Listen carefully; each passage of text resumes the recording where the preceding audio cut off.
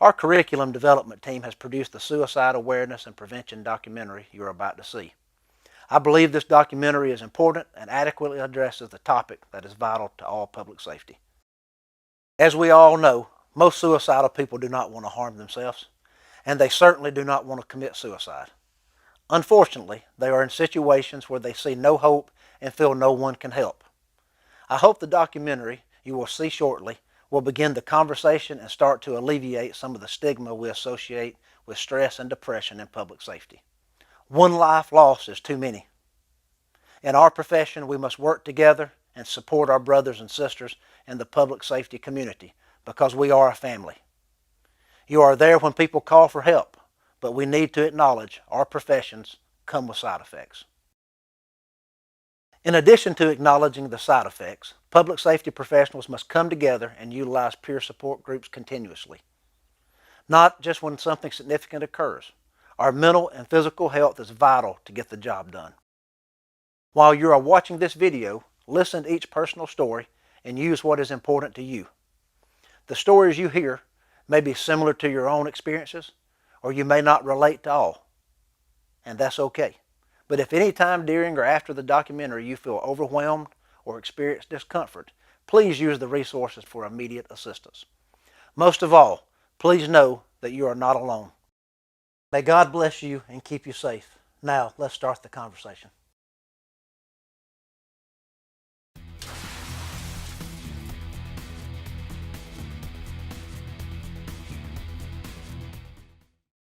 We work in stressful environments daily.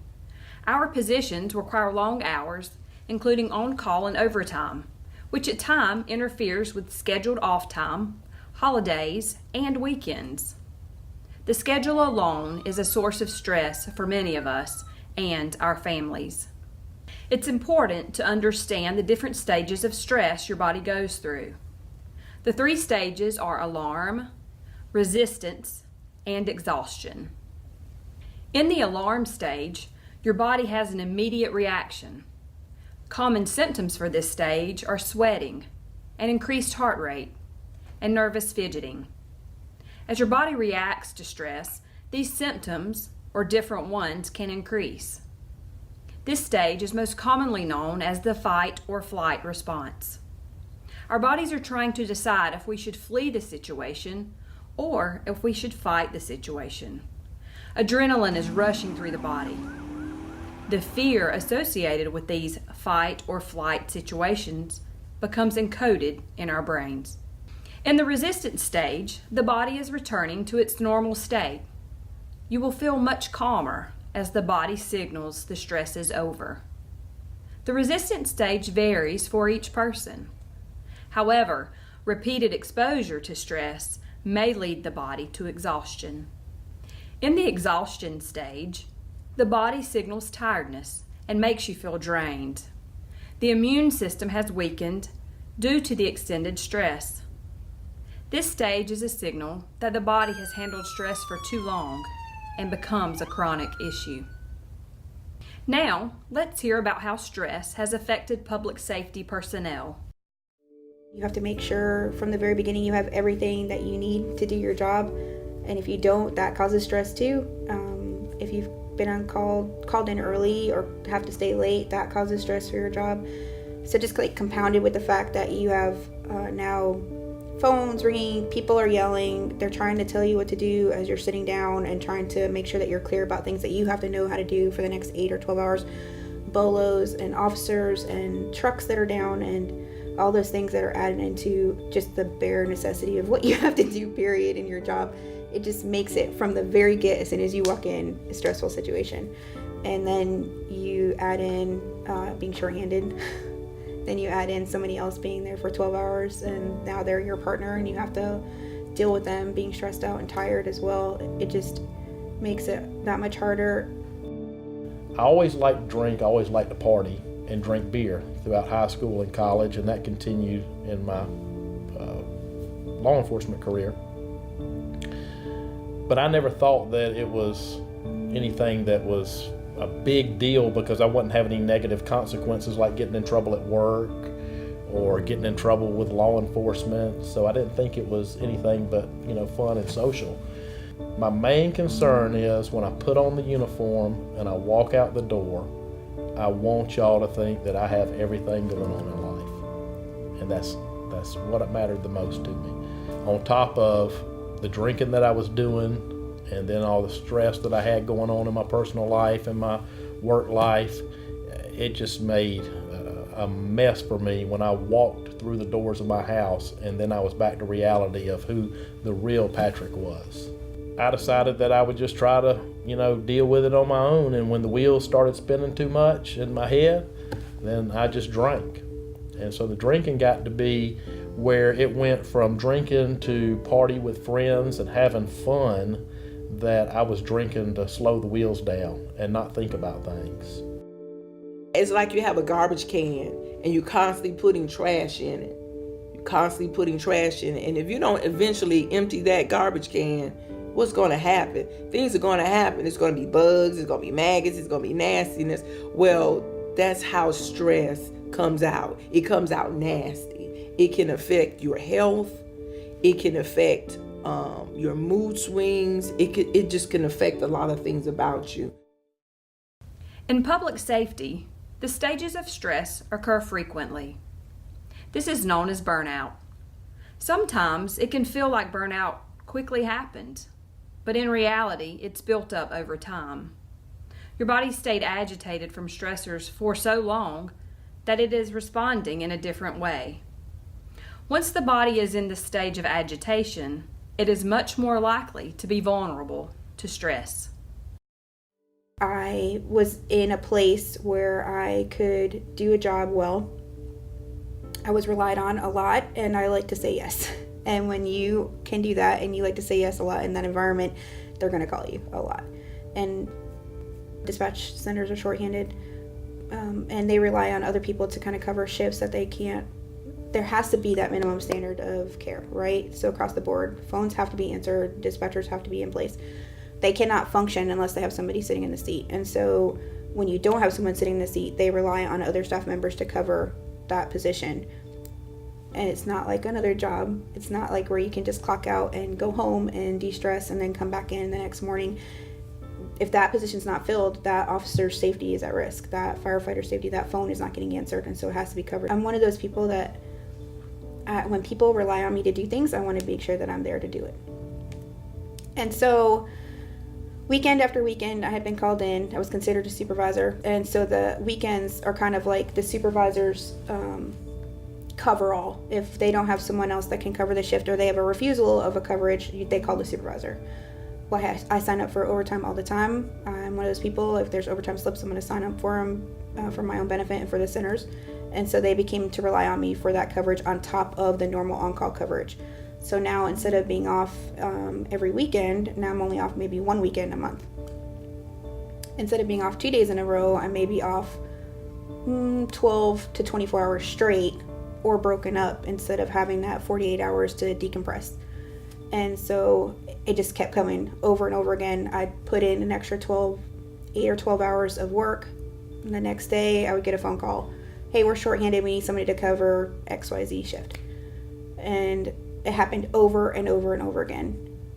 And one weekend I was at home, and like many others, when you have a spouse, I was in the same situation. I have a spouse that said, just tell them no. It's fine, just tell them no. They'll find somebody else. It's somebody else's responsibility. You can't. In that, knowing what those people are going through, knowing what your fellow coworkers are going through, you can't say no. You just can't. They're going to be so shorthanded. They're going to be under more stress. And so you go. And it happened quite a bit. And one weekend I got called. I had just come off duty at 4 a.m. Slept from 4 a.m. to about 8 or 10 a.m. and got a phone call. And they said, hey, we don't have anybody to cover from 4 p.m. to midnight. Are you able to come in? They can be rude when they need something covered and they're stressed out. They want somebody there. And I just lost it. How could I say no to them, knowing if I was in her position, I'm looking for anyone that can come and help. And I had just let her down. I let my whole team down. I let everyone down.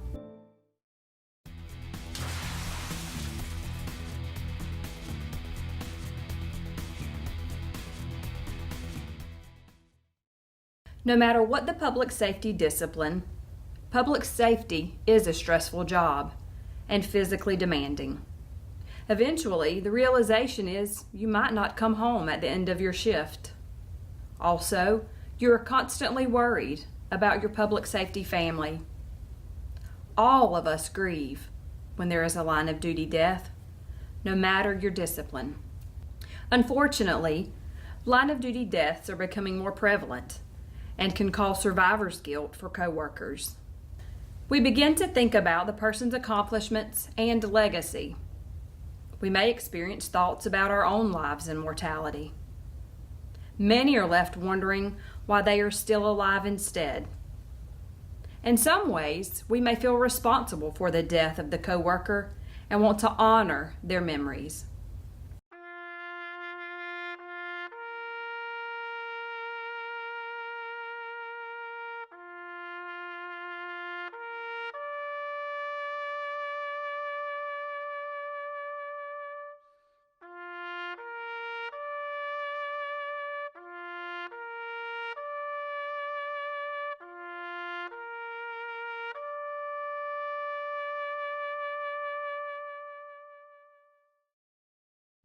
In the following personal accounts, you will hear how line of duty deaths affected other public safety personnel.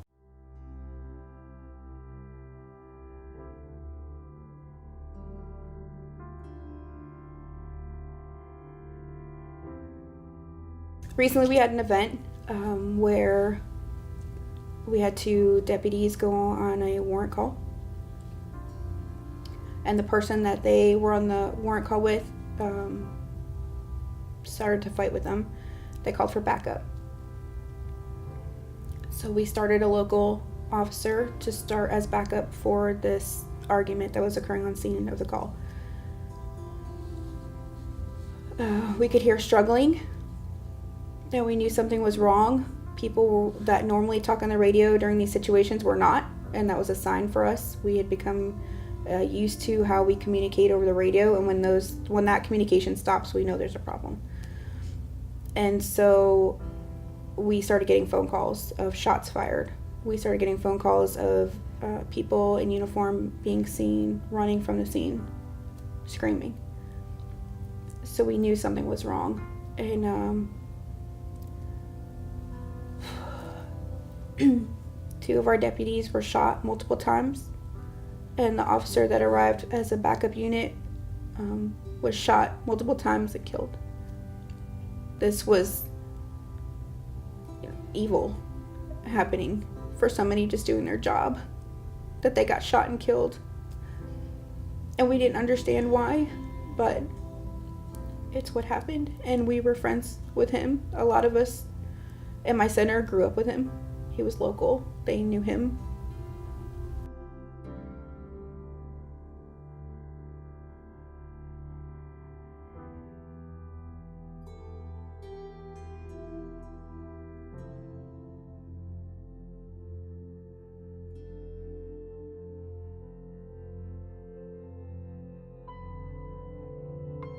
I got the call about 4:30 in the morning that he had died in a car wreck, chasing a stolen car.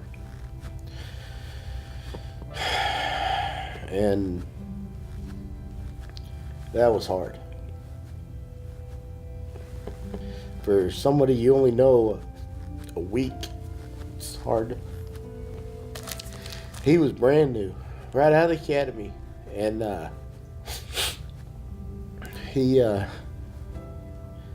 had roll call with him, not very many times, but I never even really got to know him. He was young,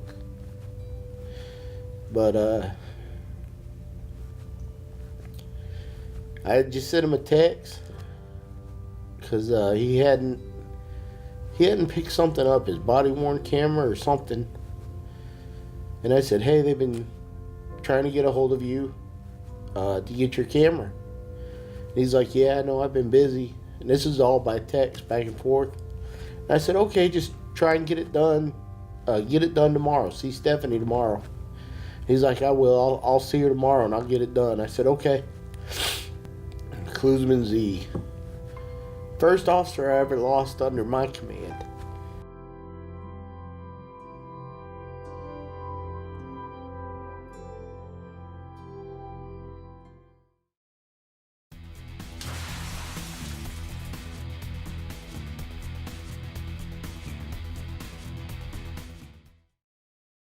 Stress, line of duty deaths, and exposure to traumatic events may unknowingly manifest on the job and off duty. Many times, we are discouraged from showing any signs of personal feelings about the job. During our training, we are taught to not show any signs of weakness. Blocking out these feelings can cause us to create imaginary walls. Once these walls are created, it is difficult to empathize with others. Being empathetic is not a sign of weakness.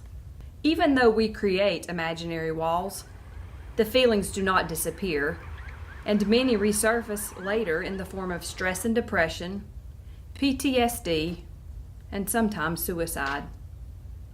Many people suffer in silence because they fear being labeled as unfit for duty. We must recognize these signs and seek help. We are always the protectors, but very seldom do we take the time to address our own struggles. Some of the symptoms of PTSD include flashbacks, distressing memories, nightmares, prolonged emotional distress, trying to avoid anything that might make the memories resurface, forgetfulness of the event, negative emotions about yourself or the world, feelings of disconnect, lack of pleasure, lack of sleep, difficulty concentrating, exaggerated startle response, depersonalization. In what way did PTSD affect your life professionally and personally? Later in my career, I started noticing, like I went to the hanging of a little boy, and that kept me up at night. I'd sit there and I'd think about him, and gosh, my wheels would just spin in my head.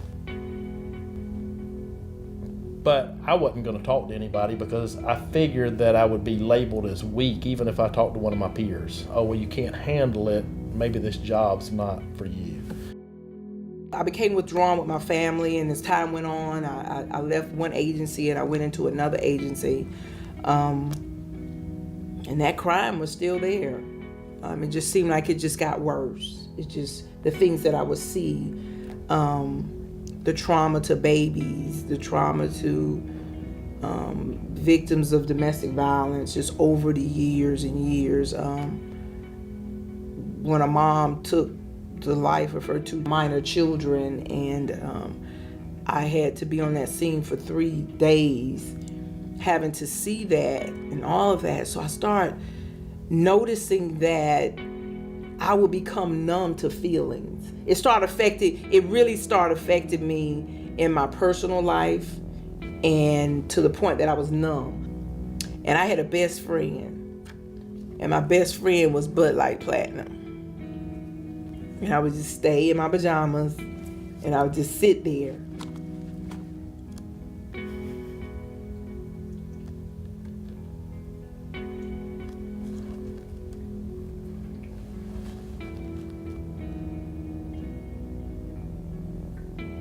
And while I'm sitting there, I'm thinking about all the body bags that I had to fill, all the death notifications I had to give, all the bodies I had to touch, manipulate, all the autopsies I had to go to, which really deep down inside, I was dying. But where PTSD comes in, I think, is caused by stress, mainly for dispatchers. I really believe that it is one of those incidents of where you don't have recovery time to deal with your feelings. I feel like when you answer the phone and it is a child dying and you hang up and you answer the phone again and it's somebody having chest pains, and then you hang up and you answer the phone again and it's somebody complaining about a parked car, and you hang up and you answer again and it's somebody that's having a diabetic episode, at some point it starts to get a little shaky. PTSD is very real and differs from person to person. If you believe you are suffering from PTSD, it is very important to seek professional assistance to reduce these symptoms.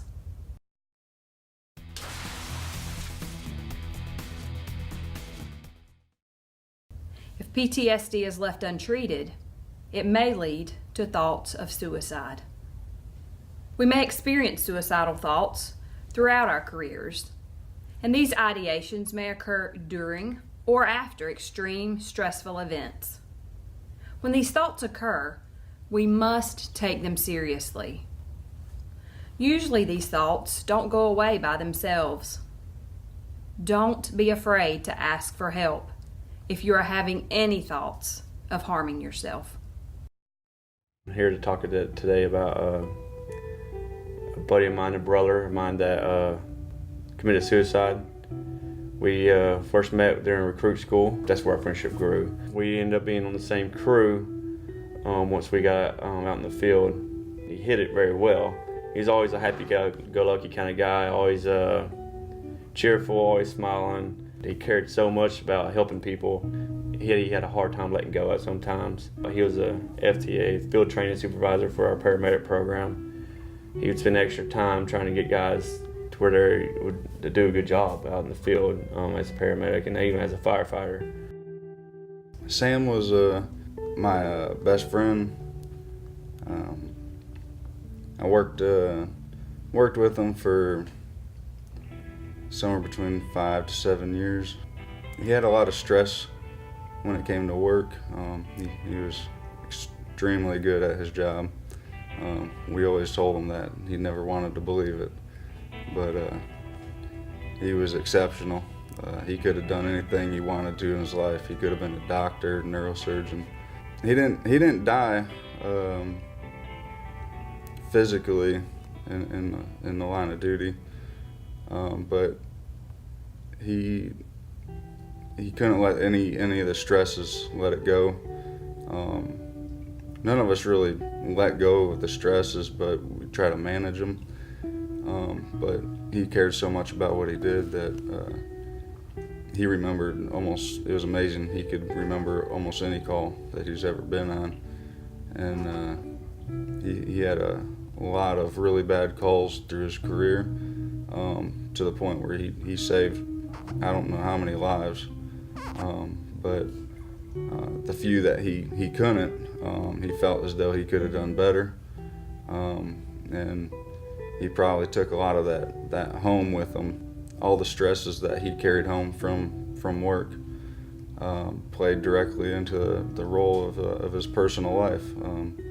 In the last few months of his life, he was considering and decided on getting a divorce with his wife, and he was trying to figure out how to make that work. He was such a successful person. I don't know if he's ever failed at anything. He decided to go hiking to this spot he always goes to. Nobody thought anything unusual of it, really. It's something pretty normal for him to do, and I don't know if it was a last-minute decision to get some peace or what it was, but he wanted to go up there as one of his favorite spots. He hid all of his sadness inside. The only time he would expose himself is if he had a little too much to drink. Sometimes somebody just needs a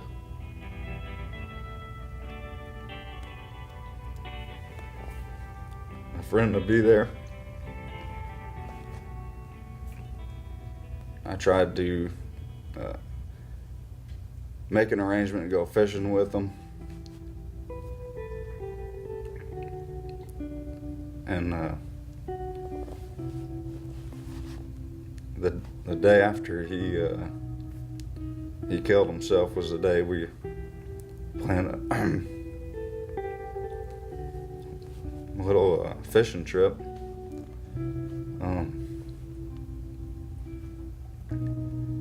was trying to keep his mind off of stress of work, stress of his family life, and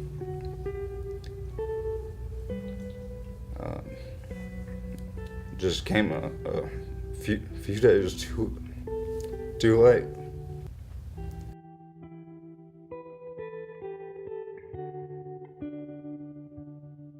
The person that I really want to talk about today is Denise Norman. Denise was a very close personal friend of mine. I went to work with GBI in January of 1988. Denise came to work with GBI in March of 1988. I was a special agent, Denise was a narcotics agent. Denise was the first female member of the GBI Special Response Team. I was also a member of the Special Response Team. We trained together, we worked together for a period of time. We were both snipers together. In addition to being the first female member of the Special Response Team, Denise was also the first female bomb technician that we had at GBI. She would get in there and she could hang with any guy that you put her up against, and most of the time she would wind up besting myself and the other guys. And she was just one of those people that not just me, but everybody felt like to know her was to love her. She was funny, she was bright, she was witty, just a person who seemed to love life and enjoy everything about life that she was doing. We both wound up being assigned to headquarters work units in Atlanta. So we would see each other daily, got to know each other's families, just know a lot about each other, and became close professionally and then close personally as well. As my career path continued, I became an inspector and then ultimately the deputy director for investigations. Denise's career path continued to the point that she became the special agent in charge over the special operations unit. I had been trained as an emergency medical technician early in my life. I had been a local law enforcement officer, sheriff's deputy.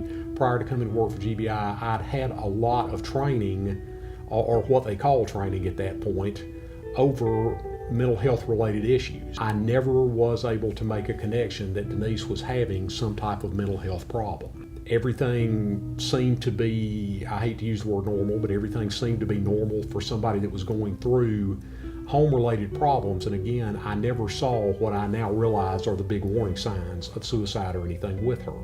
One of the things a deputy director has to do is if you have personnel-related issues, ultimately you're one of the people that has to deal with it if it's within your division. I noticed that Denise's work product was starting to slack off. I noticed that she would still do anything that you asked her to do, but she was becoming distant.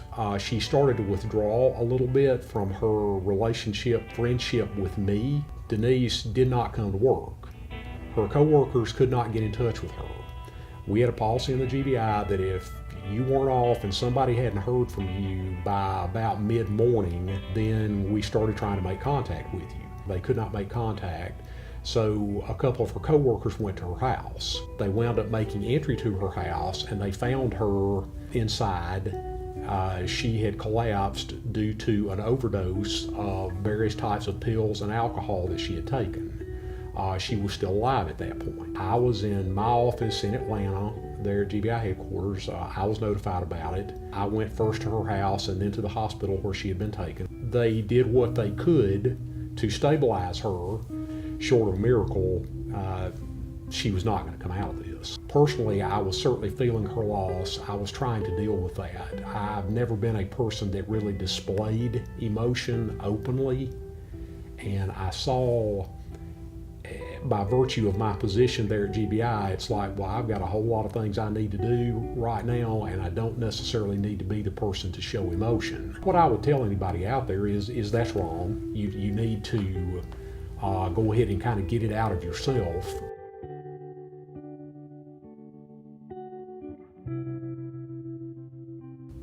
In EMS, fire, and law enforcement, I've dealt with multiple suicides throughout my career. And whenever we get back to the station, if the topic came up about the suicide we had worked, I would always say, and I meant this with every fiber in me, if you find me dead, please don't ever believe it's a suicide, because I would never kill myself. I truly meant that. My youngest son was with his mom, and my oldest son was with my mom one night. I was at my house alone. The wheels were spinning in my head, and the alcohol wasn't slowing the wheels down enough anymore. And it was like a light switch being turned on when I realized I know the answer. The answer is to blow my brains out.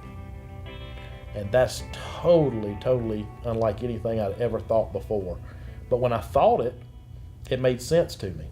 And so I went back to my bedroom, and I got the pistol out of my gun belt, and I went back to the living room, and I sat there and I looked at it, and I thought, all right, this is it. And I was comfortable. And I took the magazine out of the gun, and I took the round out of the chamber and set it on the coffee table because I wanted to do a dry fire. I wanted to see if I could actually pull the trigger of a pistol that was in my mouth.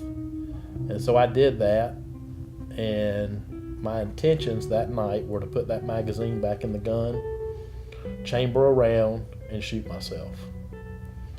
Before I put that magazine back in, I laid my head back on my couch just for one last moment of a couple things to think about before I did it. And thank God I passed out. And I woke up a short time later, or sometime later, probably the next morning, and the gun's sitting there, and I realized everything that I had almost done, and realized that I almost ended my life, and it scared me. But what really scared me was the fact that I was so comfortable with what I almost did, and I needed to seek immediate help. Unfortunately, I didn't. The crazy part about it is, every day when I put on my uniform and I went to work, I was an amazing actor. Nobody knew what was going on with me. I quit wearing my vest to work because I thought, if I get taken out at work, then I die in the line of duty, and it's not a suicide. Finally, in February of 2003, I couldn't take it anymore after battling. I checked into a hotel room in Augusta, and that morning tried to hang myself. And the belt broke, and when it broke, I was already unresponsive, and I hit the bathroom floor. And I woke up a short time later, and I stood up, and the belt was hanging from my neck where it had broke free. And I had a huge knot on my head, and I thought to myself, I can't even kill myself. Finally, July 22nd, 2003, I woke up that morning and said, you know, enough's enough. I've got to ask for help.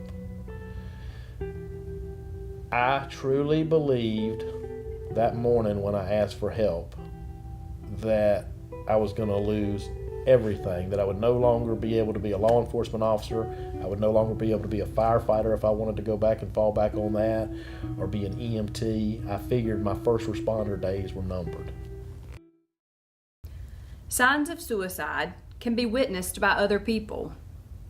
According to the National Suicide Prevention Lifeline, some suicide warning signs are talking about wanting to die or to kill themselves, looking for a way to kill themselves, talking about feeling hopeless or having no reason to live, talking about feeling trapped or in unbearable pain, talking about being a burden to others, showing rage or talking about seeking revenge, displaying extreme mood swings, increased use of alcohol or drugs, acting anxious or agitated, behaving recklessly, sleeping too much or too little, withdrawing or feeling isolated, giving away possessions. These signs are only examples, but they are not how every person will act when considering suicide as an option. If we recognize these signs in a coworker, we have the responsibility to check on them. Asking if they are thinking of committing suicide will not cause them to commit suicide. Instead, it's important to start the conversation. The National Suicide Prevention Lifeline provides the following tips to help someone who is threatening suicide. Ask the person directly if he or she is having suicidal thoughts or ideas, has a plan to do so, and has access to lethal means. Asking these questions will not increase the person's suicidal thoughts. It will give you information that indicates how strongly the person has thought about killing themselves. Take seriously all suicide threats and all suicide attempts. A past history of suicide attempts is one of the strongest risk factors for death by suicide. If you think the person might harm him or herself, stay with them and call for help. Not everyone suffering from suicidal thoughts will be willing to talk to a licensed counselor. There are multiple options available that are tailored to public safety.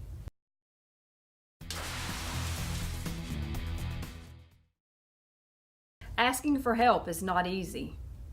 Most agencies have an employee assistance program available for their employees. An EAP is a service that can help with family problems, financial difficulties, and substance or alcohol misuse. The services available for us and our families normally include a certain number of sessions annually. However, we are often apprehensive about privacy with the EAP since it is offered through our employer. GCAL is a resource available to anyone experiencing a mental health crisis in Georgia. When you call GCAL, you can access routine or crisis services and speak to a trained professional. GCAL is available 24 hours a day, 7 days a week. Some of the additional resources for us are critical incident stress management and peer support. Both of these resources are comprised of members from public safety who have received training to adequately assist their peers. One of the resources in Georgia is the combined CISM peer support team, which is comprised of members of the Georgia Bureau of Investigation, the Georgia State Patrol, and the Georgia Department of Natural Resources. Even though the program is sponsored by state agencies, help is also available to local agencies for all disciplines. How has CISM and peer support helped you? I asked for help and received help, and everybody told me they were proud of me and they would be there for me, and I thought they were just saying that to be nice. That's not what I found. I found that everybody in not only the law enforcement community, but the fire and EMS community that still surrounded me, everybody was a great support system to me. I was given a toolbox at that time. And every day, every hour it seems like, I was given a new tool. I started working with support groups, 12-step groups,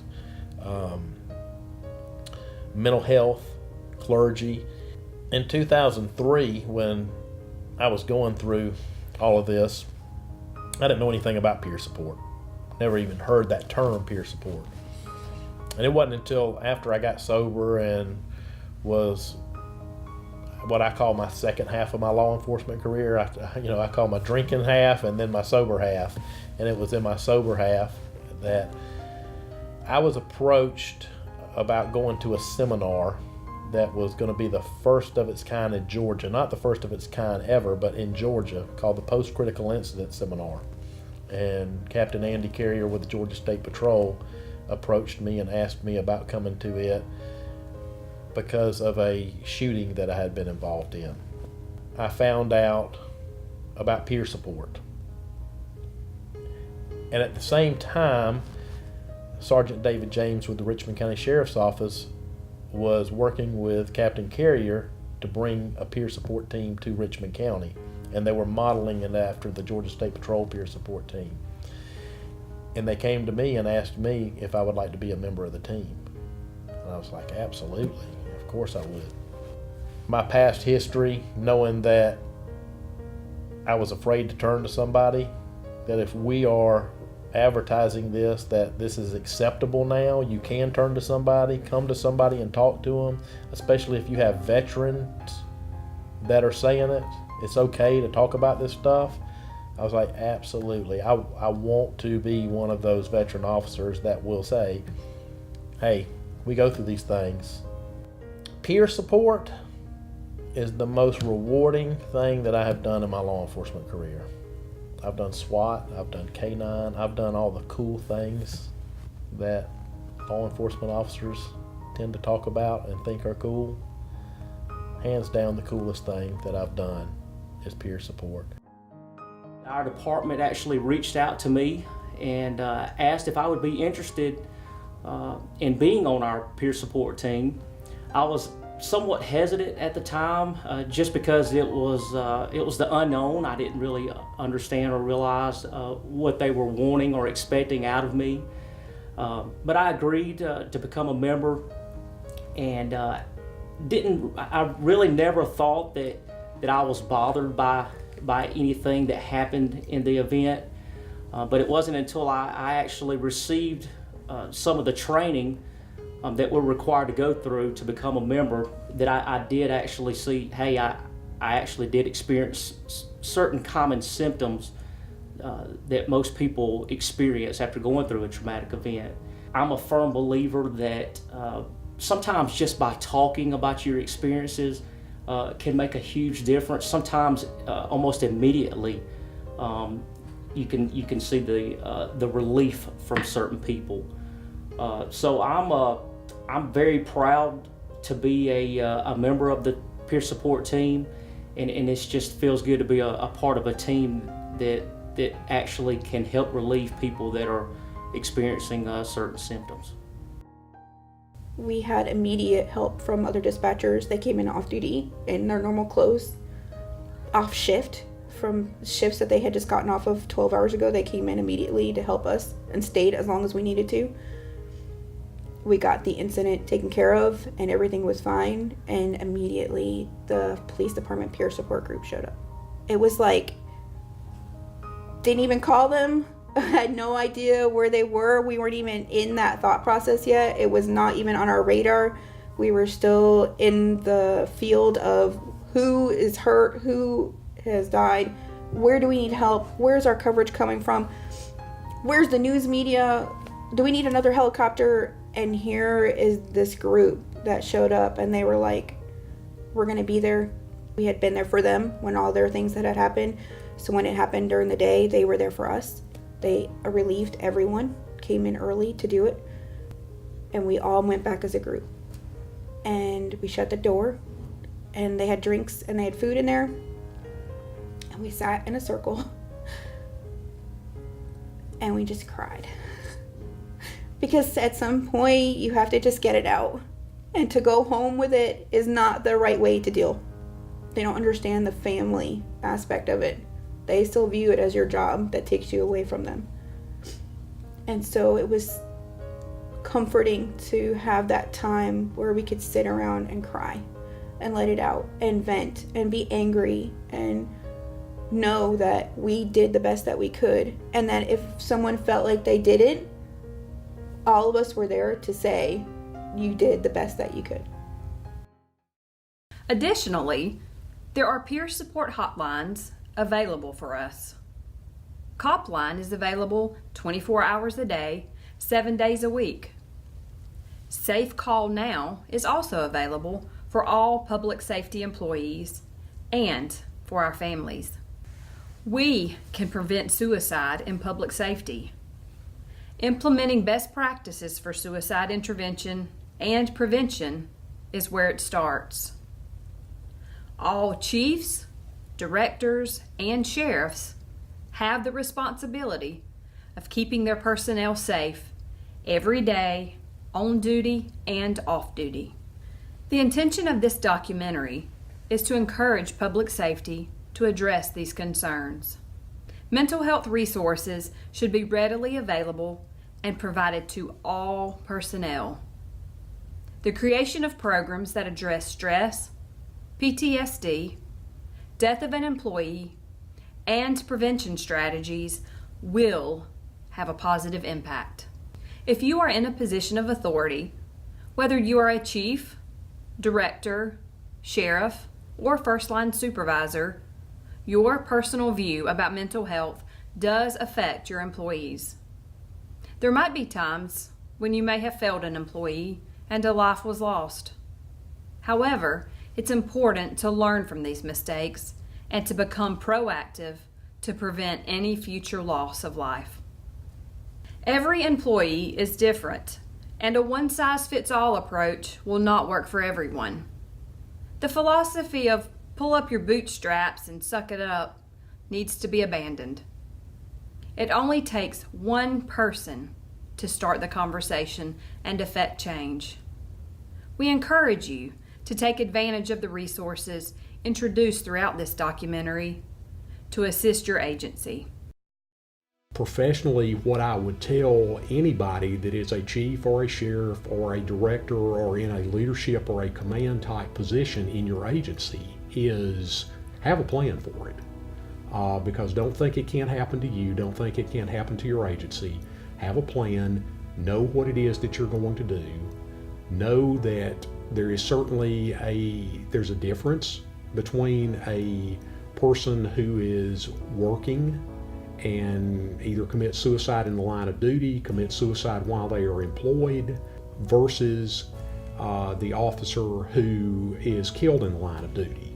It's a very important line, it's a very important distinction, but yet what I found out very quickly is you have real strong opinions with people as it relates to suicide versus line of duty deaths and how things need to be handled and all of that. One of the things that I used to tell GBI supervisors as the level of violence against law enforcement began to rise, we started a program within GBI to retrain every agent, every supervisor for officer survival skills, firearm skills, evac skills, all of the high stress stuff that will help keep you alive in a combat type situation or a situation where you could very, very easily die at the hands of somebody else. As we started to put our peer support program in place, I began to tell folks that this is the other side of the coin. We're training everybody tactically. We're trying to make you as good as you possibly can be to protect your life and to protect the lives of others. What peer support does is it allows you to protect your mental health, to protect your life through your mental health in a whole different way. I was brought into it in the just suck it up and deal with it generation. So that's where I come from. But after all of these years later, I recognize we were wrong to do it back then, and you're certainly wrong to think that people can do that these days. You can't just suck it up and deal with it. And the absolute worst thing I think any public safety leader can do is to simply dismiss it, to go back to saying just suck it up, we don't want to talk about this, you go deal with that, or to have nothing more than a psychologist that you go check in with, and then if you know how to answer the questions right, they're going to check you out, and then you're back out doing your thing. And for a lot of people, that just doesn't work. According to the IACP and COPS, there are numerous strategies outlined in this report addressing officer mental wellness and suicide prevention, and they are most effective if implemented by every federal, state, local, and tribal law enforcement agency, along a continuum of prevention, intervention, and postvention objectives. Prevent the disastrous effects of mental illness and officer death by suicide on officers, their families, and police agencies. Effectively intervene in those cases where officers are in a mental health crisis, suffer from mental illness, or demonstrate suicidal behavior. Establish effective postvention policies to help support the families and the department when an officer dies by suicide. If your agency doesn't have the monetary resources to pay for services, it shouldn't stop you from creating a mental health suicide prevention program. We have talked about several resources available to public safety personnel that do not cost anything. Consider sending some of your personnel to CISM and peer support training. Please know it's okay to ask for help. Asking for help is not a sign of weakness. Instead, it's a sign of strength. We are the ones who know ourselves best. If you are suffering and don't know where to turn, don't be afraid to ask for help. If one of your friends or coworkers asks you for help, take the time to listen to them without dismissing their feelings. Apply the skills you have learned today. If you feel they are in danger, do not leave them alone and get them connected with services immediately. It will take all of us to change the stigma of mental health and public safety. You might save a life by being there for them during their time of need.